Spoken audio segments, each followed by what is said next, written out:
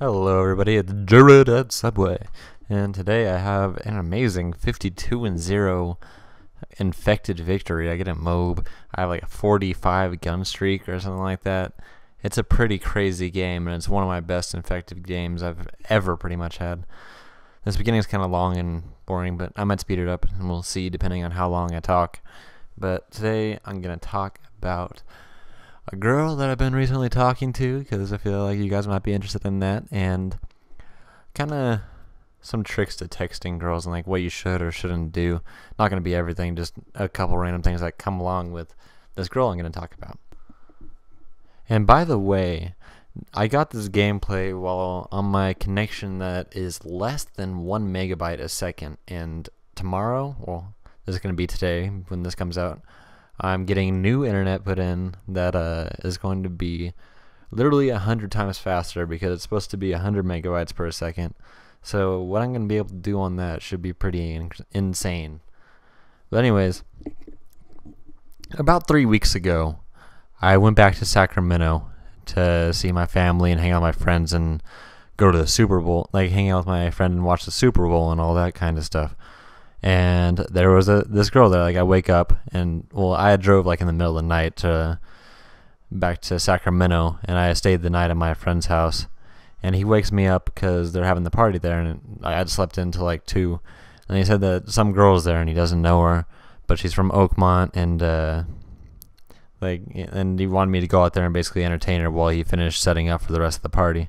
So I'm talking to her. Turns out she was in the health academy that I was in, but a year ahead of me, and she actually recognized who I was, but like we never had really talked. Like, she just had seen me around, and that made things a lot easier because it kind of gave us something to talk about. We had some inside jokes kind of that kind of came along with the health academy, and it really like facilitated the conversation.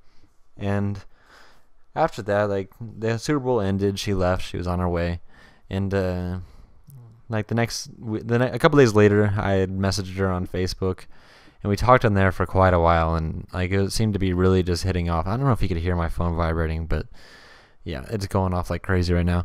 But so I talked to her on Facebook for quite a while, and she ended up convincing me. Well, I mean, I was already pretty much going to come back to Sacramento the next weekend, but I let her think that she was convincing me, and so I come back the next weekend, and my dad tells me, hey, like, I'm not going to be home this night, and like the hot tub's working, you could have somebody over, and like basically just set the whole thing up. Like, I was like, really, Dad? Like, you're really like saying all this right now? Like, he pretty much just set me up like perfectly to have somebody over.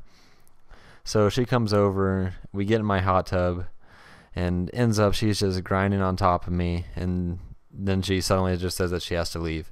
And I guess it was because her parents were kind of worried about her, or what, I don't know. Like, her parents still, I guess, care what she's doing at night, even though she's about to turn 21. But that was whatever. I saw her again the next night. We just went out and got some food during the day, and that was that.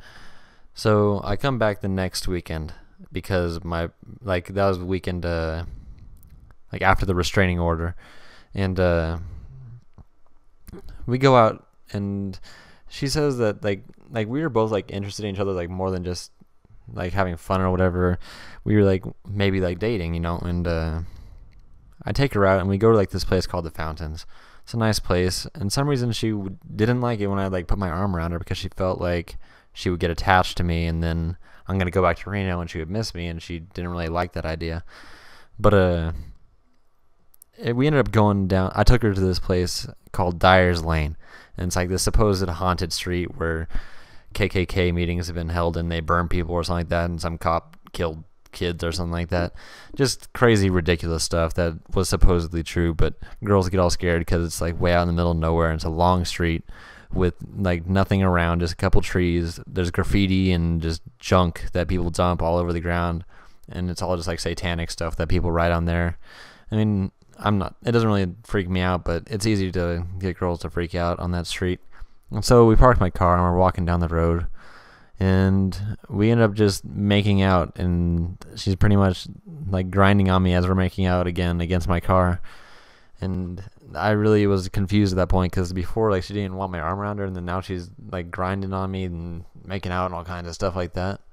So I was happy about it, and like that's pretty much how the night ended again. Like, I don't know, like she's somebody that kind of wait for anything more than that, but I appreciate that too. I mean, I'm not one to rush into things like that. And so the next weekend I come back again, like as you guys know, and I go to this party, like, and I told her to come to the party. I was the one that invited her. It was my friend's birthday. And so she comes, and then the whole time she's basically just ignoring me and doesn't pay attention to me whatsoever. And so that really makes me like kind of pissed off. And so I drank, and that night didn't turn out too well. But anyways, like, running out of time in this video, I'll cover like the rest of what happens and like how like the whole texting thing comes into it in my next video. But thanks for listening, and hopefully you guys enjoy this type of thing. Later, guys. By the way, that guy had a really racist name.